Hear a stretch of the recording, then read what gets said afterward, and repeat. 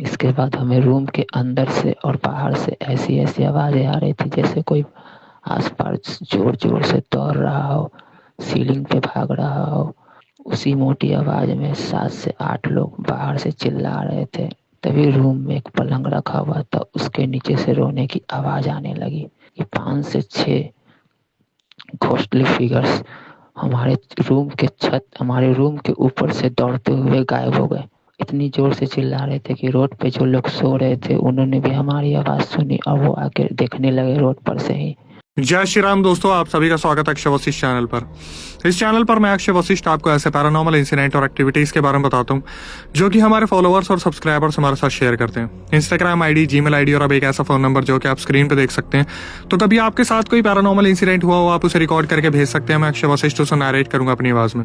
आगे बढ़ने से पहले एक बार धन्यवाद जो आप हमारे इंस्टाग्राम, यूट्यूब को इतना प्यार दे रहे हैं। ये जो रियल इंसिडेंट हम आपके सामने लेके आते हैं, या आप में से कुछ लोग हैं जिन्होंने अपने ऐसे दर्दनाक हादसे हमसे शेयर किए जो अपनी जिंदगी में बहुत ज्यादा परेशान रहे हैं या अभी भी बहुत ज्यादा परेशान चल रहे हैं। जो लोग नहीं चाहते कि आगे आने वाली जनरेशन अपने ऊपर कोई ऐसा बोझ उठा ले जिसे चाहकर भी अपने ऊपर से हटा ना पाए। बिहार एक ऐसी लोकेशन जिसके बारे में हम हमेशा से सुनते आए हैं। भूत प्रेत, चुड़ैल डायन, शैयर या फिर पंडुबा जैसी एंटिटीज वहां पर बहुत देखने को मिलती है। बिहार में हर बार जब हम बात करते हैं तो कुछ ऐसी डार्क एंटिटीज निकल के आती है, लेकिन आज तक मेरे सामने कभी भी बिहार से कोई हॉन्टेड फ्लैट या पीजी या अपार्टमेंट कभी ऐसा कुछ नहीं आया। लेकिन आज के इंसिडेंट में कुछ चीजें ऐसी निकल के आई। उस रिकॉर्डिंग को जब मैं सुन रहा था ना, तो लिटरली मैं खुद हैरान था कि ऐसा कैसे हो सकता है। हो सकता है कि अब तक का सबसे दर्दनाक इंसिडेंट हो, सबसे खौफनाक इंसिडेंट हो। तो आज कुर्सी की पेटी को थोड़ा सा टाइट बांधिएगा, क्योंकि आज के रियल इंसिडेंट में आपको कुछ ऐसी चीजें सुनने को मिलेंगी जो शायद आप सुन के आखिरी में सोचेंगे कि आज का इंसिडेंट मैंने दिन में क्यों नहीं सुना। ये पूरा रियल इंसिडेंट हमें शेयर किया किशोर ने। किशोर जो कि पटना बिहार के रहने वाले हैं। इन्होंने बताया कि अक्षय भाई 2023 में ये पूरा इंसिडेंट हुआ, और हुआ भी किसके साथ? इनके दोस्त के साथ। दोस्त की पूरी फैमिली इस तरीके से पोजेस हुई, इस तरीके से परेशान हुई कि आखिरी में जब आप सुनेंगे तो एक चीज तो आप ठान लेंगे कि बिना किसी से पूछे ताछे मुझे कोई काम नहीं करना। लेकिन मैं शुरू में ही सस्पेंस को खत्म नहीं करूंगा, तो चलिए स्टार्ट करते हैं। आगे बढ़ने से पहले इन्होंने अपने दोस्तों के बारे में बताया।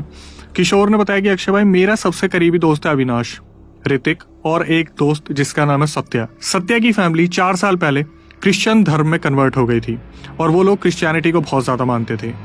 भूत प्रेतों की जब भी इन 4 दोस्तों में बात होती थी, तब हमेशा जो हमारे सब्सक्राइबर है किशोर और उनके जो दोस्त है ऋतिक, वो हमेशा इन सब चीजों का मजाक बनाया करते थे, ये बोल के कि यार भूत प्रेत नहीं होते। इन लोगों की जो परवरिश थी वो भी एक साथ ही हुई थी। स्कूल के बाद जो कॉलेज था वो भी इन्होंने एक साथ किया। कॉलेज ऑन गोइंग स्टूडेंट्स हैं ये। अब इन्होंने बताया कि अक्षय भाई मेरे परिवार में सब कुछ ठीक है, सबके परिवार में सब कुछ ठीक था। सत्या का जैसे बताया कि 4 साल पहले ये क्रिश्चियन में कन्वर्ट हो गए थे, क्रिश्चियनिटी में चले गए थे। अविनाश एक नई बिल्डिंग में जाता है। उसकी फैमिली में अविनाश और उसकी 2 बहनें थी, मम्मी पापा, बहुत प्यारा परिवार। इस बिल्डिंग में जब ये लोग शिफ्ट हुए थे तो इस बिल्डिंग के बारे में हम में से किसी को कुछ भी नहीं मालूम था। बस इतना पता था कि यहाँ पर आए दिन कुछ ना कुछ भूतिया घटनाएं होती थी। मतलब इस बिल्डिंग के अंदर लोग जो रहते थे वो क्लेम करते थे कि रात को यहाँ पर कोई औरत का साया है, कोई प्रेत है जो लोगों को तंग करता है। और इस चीज के बारे में मैं आखिरी में आपको बताऊंगा कि इसकी बैक स्टोरी ठीक है। लेकिन अविनाश और अविनाश का परिवार जब उस बिल्डिंग में शिफ्ट होता है तो उनके साथ बहुत अजीब अजीब सा हादसे होते हैं। शुरुआती दिनों में जैसे 1 हफ्ते 2 हफ्ते गुजरे, तब इनके साथ ये दिक्कतें नहीं हुई। बहनें आराम से सोया करती थी।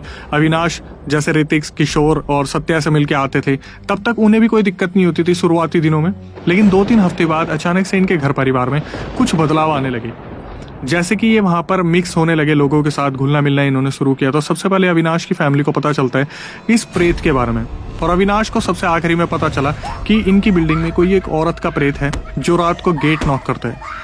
शुरुआती दिनों में जैसे कि मैंने बताया कि कुछ नहीं हुआ था, लेकिन 2-3 हफ्ते बाद इनके साथ भी वही हुआ, गेट नॉक होना स्टार्ट हुआ।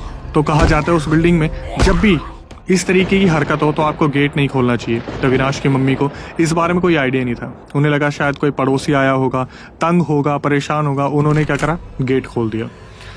अब वो जो प्रेत औरत थी शायद इनके घर में आ चुकी थी।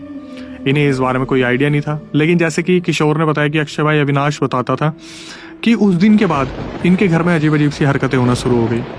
रात को बर्तन अपने आप गिर जाते थे, सबसे मेन चीज़ कि बेड के नीचे से रोने की आवाज़ आती थी। घर परिवार में सब तंग हो गए थे।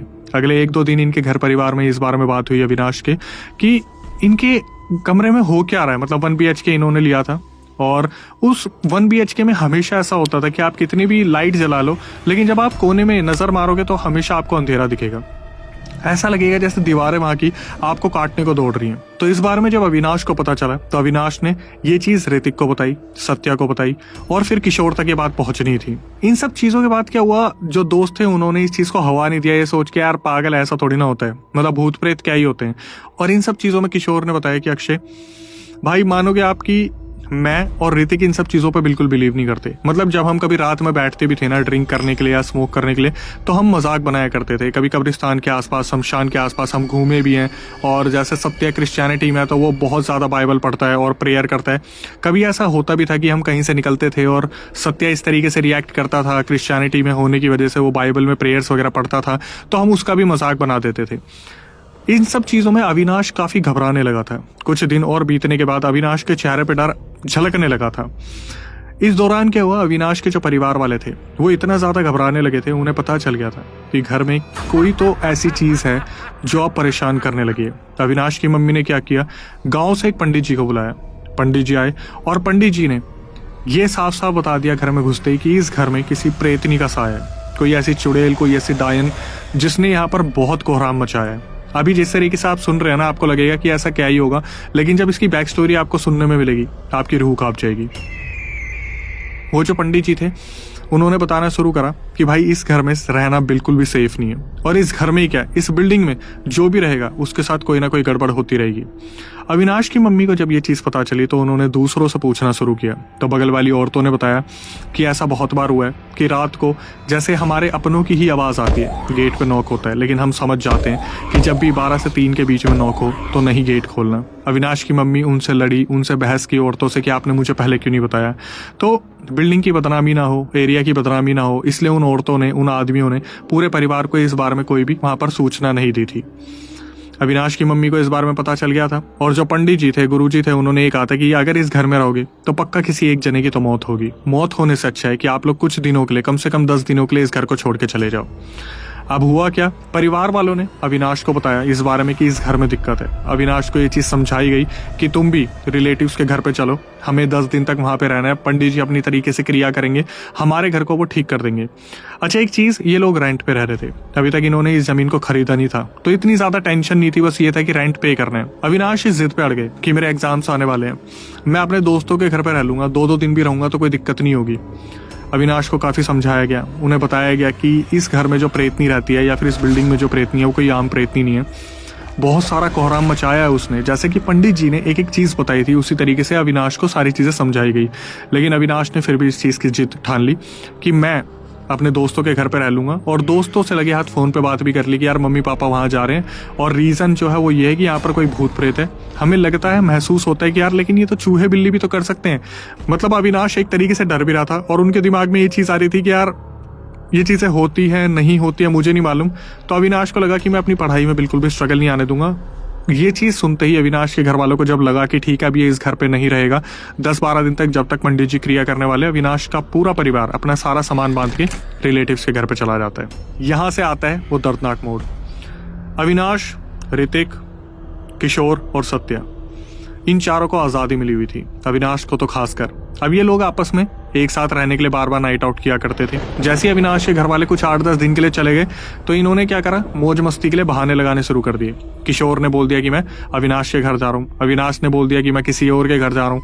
ऐसे करते करते इन्होंने ये करना शुरू कर दिया कि ये रोज लगभग नाइट आउट प्लान करते थे, और दिन ऐसे बीतते थे। 7वां 8वां दिन होगा, ये लोग एक पार्क में बैठे हुए थे, वहां पर ये लोग ड्रिंक कर रहे थे, और ड्रिंक करते करते अचानक से जो किशोर थे उनको कुछ एक होता है ना कि आपके दिमाग में आती है कि ये चीज़ क्लियर करूँ, ये चीज़ है क्या, मैं समझना चाहता हूँ। तो किशोर ने पूछना शुरू करा कि यार एक बात बता अविनाश, तुझे सही में लगता है कि तेरे घर में भूत प्रेत का साया है, कोई प्रेतनी रहती है? अविनाश ने बहुत डरते हुए कहा, भाई मैंने उस चीज़ को महसूस किया है, कभी कभी मुझे लगता है कि यार शायद चूहा बिल्ली लेकिन जिस तरीके से बहनें बताती कि यार नाखून के निशान, बाल खींचना, कपड़े खींचना, इतना सब कुछ होता है, तो फिर यार ये मजाक तो नहीं होगा। और फिर पंडित जी ने बताया कि यार कोई प्रेतनी है। बिल्डिंग वाले भी इस बारे में बात करते हैं, लेकिन उन्होंने कभी ना गेट नहीं खोला। मेरी मम्मी ने जाती वहाँ पे गेट खोल दिया। ऋतिक और किशोर ने इस बात का मजाक बना दिया। प्रॉब्लम यही होती है जब आप दोस्तों में बैठते हो तो इन सब चीज़ों का मजाक बन जाता है। अब यहाँ पर सत्या जो थे वो भी ड्रिंक कर रहे थे, बट उनको क्रिश्चियनिटी पे बहुत ज़्यादा बिलीव था। उन्हें ये था कि अगर कभी हम इन सब चीज़ों में पढ़ेंगे तो मैं बाइबल पढ़ के या प्रेयर पढ़ के तुम्हें बचा लूंगा। तो किशोर ने बताया कि अक्षय भाई, यहाँ पर हम चारों का प्लान बना कि क्यों ना एक रात हम अविनाश के घर पे रुकें।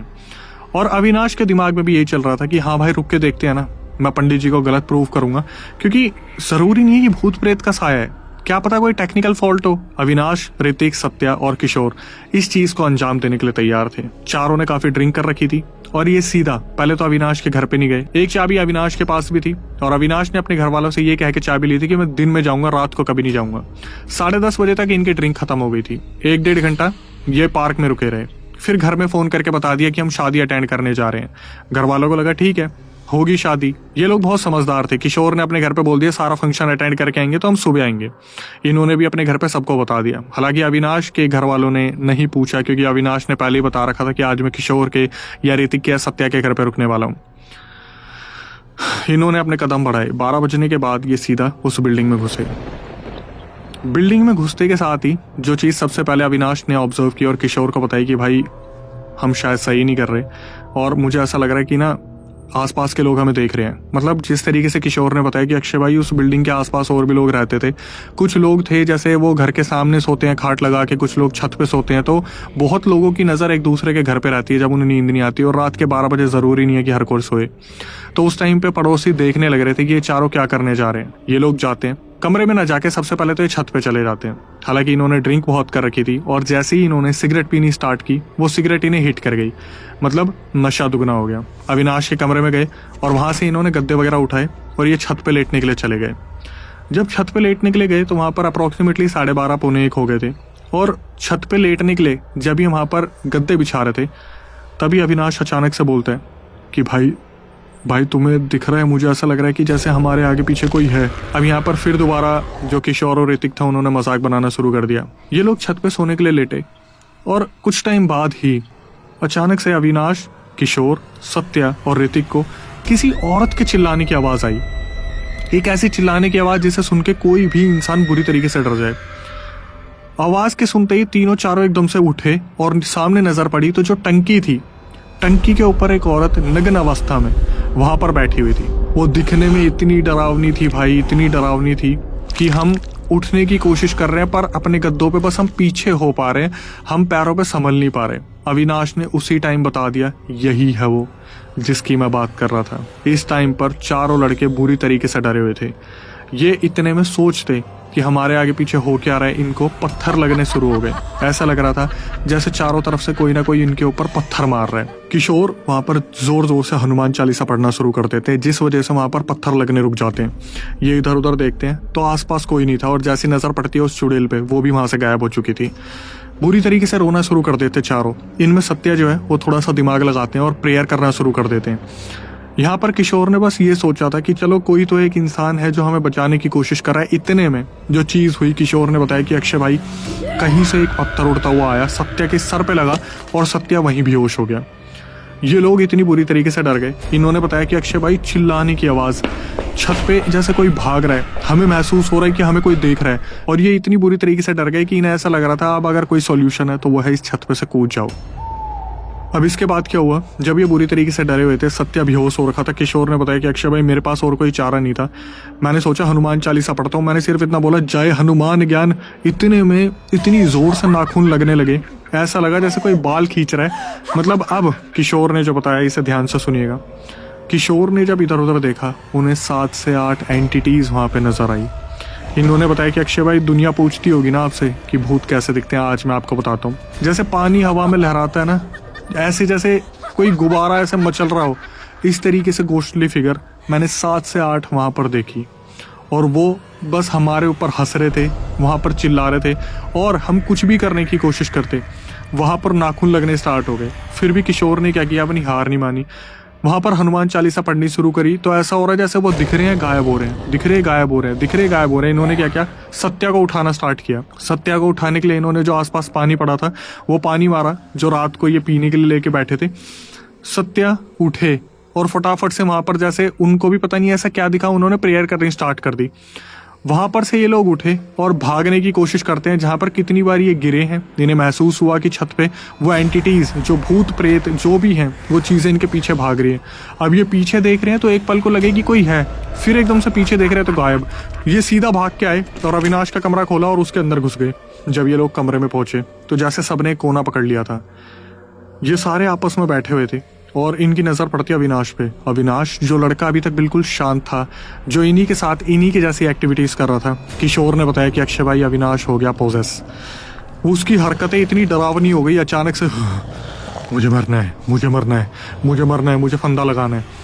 ये लोग देखते हैं और अविनाश खड़ा होता है और अचानक से वहां पर एक टेबल खिसका के एक दुपट्टा फेंकता है और अपने आप को खींचने की कोशिश करता है फंदा बना के। ऋतिक, किशोर और सत्या उठते हैं और फटाफट से इसे खींचते हैं नीचे। वहां पर जो सत्या थे वो फिर दोबारा प्रेयर करना स्टार्ट करते हैं।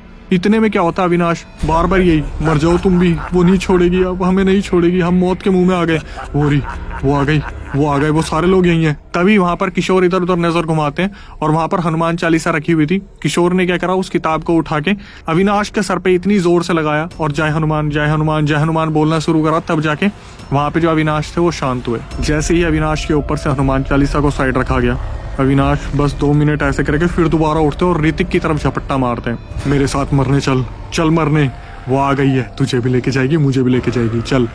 ये लोग एक तरफ ऋतिक को और अविनाश को छुड़वा रहे हैं और दूसरी तरफ गेट पे बार बार नॉक हो रहा है, बार बार नॉक हो रहा है। ऐसा लग रहा है जैसे पता नहीं कितने सारे लोग नॉक कर रहे हैं, बार बार नॉक कर रहे हैं। इधर क्या हुआ, अविनाश ने हनुमान चालीसा उठाई और गेट पे लगाई। कभी इनके ऊपर लगा रहे ऋतिक और अविनाश के ऊपर, कभी गेट पे लगा रहे, वहां पे सारी चीज थम गई। फिर इतनी खतरनाक चीज हुई। किशोर ने बताया, अक्षय भाई, हमारे बगल में एक चारपाई थी, उसके नीचे से रोने की आवाज आई। किशोर ने बताया, अक्षय भाई, हमारी रूह कांप गई। चारों लड़के, पता नहीं अविनाश कैसे होश में आए, लेकिन चारों लड़के जैसे रगड़ते रगड़ते पीछे दीवार तक गए, बुरी तरीके से रोने लग रहे हैं। जैसे ये लोग दीवार के पास पहुंचे, किशोर को, अविनाश को, ऋतिक को और साथ में सत्या को ऐसा लगा जैसे किसी ने कंधे पे एक बारी में चारों के हाथ रखा है। ये सीधा उठ के भागते हैं, गेट खोलते हैं, भागना शुरू करते हैं बुरी तरीके से चिल्ला के। और उस चिल्लाने की आवाज बिल्डिंग में इस तरीके से गूंजती है कि सब समझ गए थे कि आज फिर दोबारा कोई शिकार हुआ है। इस टाइम पे ऐसा हो रहा था कि हम छत से भागे नीचे जाने के लिए और नीचे से दोबारा छत पे आ गए। वहां पे जाने के बाद हमें ये समझ नहीं आ रहा कि हम करें क्या। उस टाइम पे क्या हुआ, चारों को ऐसा महसूस हुआ जैसे पता नहीं मधुमक्खी इनके सर पे किसी ने छोड़ दिया और एकदम से डंक लगने शुरू हो गए। चारों अपने आप को संभालने की कोशिश कर रहे हैं, बस यही बोल रहे हैं, भाई बचो, प्लीज बचाओ, प्लीज बचो, कैसे न कैसे बचो, बचाओ, भागो यहाँ से। जब ये चारों ऊपर पहुंचे, इतने में क्या हुआ, बिल्डिंग के जो लोग थे वो भागते भागते छत पे आए और छत पे जैसे आने के बाद एकदम से सारी चीजें थम गई। किशोर ने देखा ये अभी तक जो हो रहा था ये क्या था। इतने में क्या हुआ, अविनाश का पैर पड़ा एक पत्थर पे और अविनाश सीधा जाके गिरा मुंह के बल गिरते ही वो वहां पर बेहोश हो गया। उसका होठ फटा या सर फटा ये तो नहीं पता था, लेकिन वहां पे जितने भी लोग आए वो लगभग इनको पीटने वाले थे। सबको पता था कि यहाँ पे ये चीज हो रही है और अविनाश का घर इस चीज का उतारा करवा रहा है, इलाज करवा रहा है, तो क्यों ये सारी चीजें की। अविनाश को नीचे ले जाया गया। नीचे ले जाने के बाद जैसे इतना शोर मचा बिल्डिंग में, जैसे लगा लोगों को हाहाकार मची है, तो पुलिस वालों को बुलाया गया। तो पुलिस वाले वहां पर आए, उन्होंने तहकीकात की और तहकीकात करने के बाद उन्हें वहां पर कुछ नहीं मिला। जिस तरीके से लोग बता रहे थे कि भूत प्रेत हैं, ये है वो है, हमें ऐसा दिखा वैसा दिखा, पुलिस वालों ने इनकी एक भी बात पर भरोसा नहीं किया। इनको गाड़ी में बैठाया और गाड़ी में बैठा के सीधा पुलिस स्टेशन ले गए। वहां पर इनसे दोबारा पूछताछ हुई और इनके घर वालों को फोन करा गया। ऋतिक के घर वाले आए, किशोर के घर वाले आए, सत्या के घर वाले आए, लेकिन अविनाश के घर वाले यहाँ थे नहीं और अविनाश का जो हाल हो रखा था वो थोड़े ब्लड में थे। उनको वहां पर फर्स्ट एड दिया गया और फिर कुछ डॉक्टर्स वगैरह को दिखाया गया। उसके बाद घर वाले जब आए तो घर वालों को सारी सिचुएशन बताई गई। इन्होंने अपने घर वालों को बताया, किशोर ने अपने घर वालों को बताया कि ऐसे हुआ था, हम देखने गए थे कि क्या हो रहा है। सुबह होते होते अविनाश के घर वाले भी वहां पर पहुंच गए थे। अविनाश के घर वालों ने सारी सिचुएशन बताई कि ऐसा ऐसा वहां पे दिक्कत है, ऐसे दिक्कत है, वैसे दिक्कत है। तो पुलिस वाले इन सब चीज़ों पर बिलीव नहीं करते। उन्होंने सिर्फ वार्निंग देके इन चारों को छोड़ दिया कि आगे से अगर ये ऐसा कुछ भी करेंगे तो हमें इन्हें अरेस्ट करना होगा। निकलने के बाद जब अविनाश वहां पे पहुंचे तो लोगों में आपस में बात हो रही थी कि ये लड़के बच गए। कैसे बचे, बाइबल की प्रेयर ने बचाया, हनुमान चालीसा ने बचाया, लेकिन इन लड़कों की किस्मत थी। तो उस टाइम पर अविनाश का परिवार जानना चाहता था कि यहाँ पर हुआ क्या है। तो इन्हें पता चलता है कि ये रेंट पे दिया जाता है फ्लैट। इस फ्लैट के अंदर पता नहीं क्या दिक्कत है, बिल्डिंग के अंदर पता नहीं क्या दिक्कत है, अभी तक 9 लोगों ने अपने आप को फंदे से टांग लिया। और हमेशा से यही बात चलती आई है कि इस फ्लैट की जो प्रेतनी है वो अपने साथ लोगों को लेकर चली जाती है। तो किशोर का ध्यान जाता है कि रात को हमें जो प्रेत दिखे थे, कहीं वो वही लोग तो नहीं थे जिन्होंने खुद को फंदा लगाया था। और फिर अविनाश ने हमेशा के लिए वहां से फ्लैट छोड़ दिया। लेकिन एक रात की चुल जो इनको भारी पड़ी, इन्होंने जो चीजें सही वो उस लेवल की थी, शायद कोई दूसरा इंसान होता तो एक आधा तो टपक ही जाता।